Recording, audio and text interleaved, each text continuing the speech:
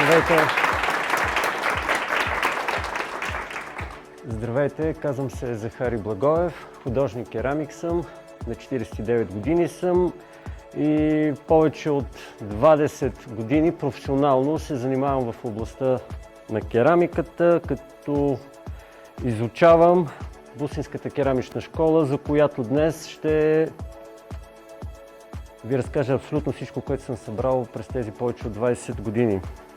Ами първо, причината да има гранчарство ученици, нали мога така да се обръщам към вас? Да. Защото земята е глинеста, почвата е глинеста. И освен да се ваят грънци, друго нищо не могло да се прави. Това и правили майсторите столетия наред. Но за да се научи един човек да работи на гранчарско колело, се изисква страшно много време. Знаете, че за да се произведе един майстор са необходими поне 5 години чиракуване, за да може после да издържи изпита, който неговия майстор, учител му е предавал през тези години. От лекцията преди, нали си спомняте, накопали сме глината, умесили сме, сега сме в гранчарското ателие да точиме. И сега кадър от близко на процеса, как се вая.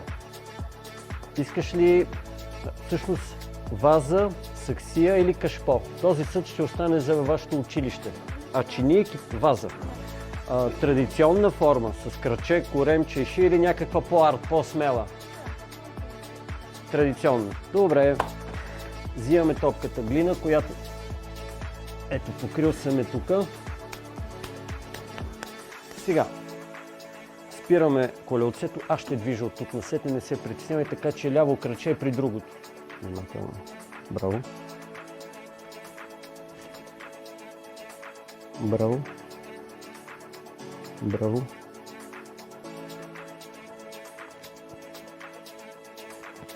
Добре ли е? Използваме малко водичка. Още малко. Добре. Докосваме. Лява ръка започва да избутва навън. Циклата е твърдо тяло. Определя докъде да идва линията, глината, стената. Ние само отиваме към стената и хоп. Сега какво? Излизаме навън за по-голяма периферията да отворим за по-голям букет. Харесва ли ти формата така до тук? И сега отиваме в основата да направиме кръчето, да виж, докосваш. Ангобата идва по стената на съда.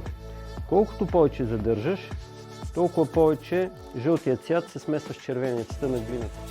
Докосни. Докосни, не се притеснявай. Изчакай, да се прелее с зеленото. Чудесно. Чудесно. Това вече може да се махне. Но как, като имаме живопис? И то не моята, така че аз ако унищожавам себе си, а на друг артист.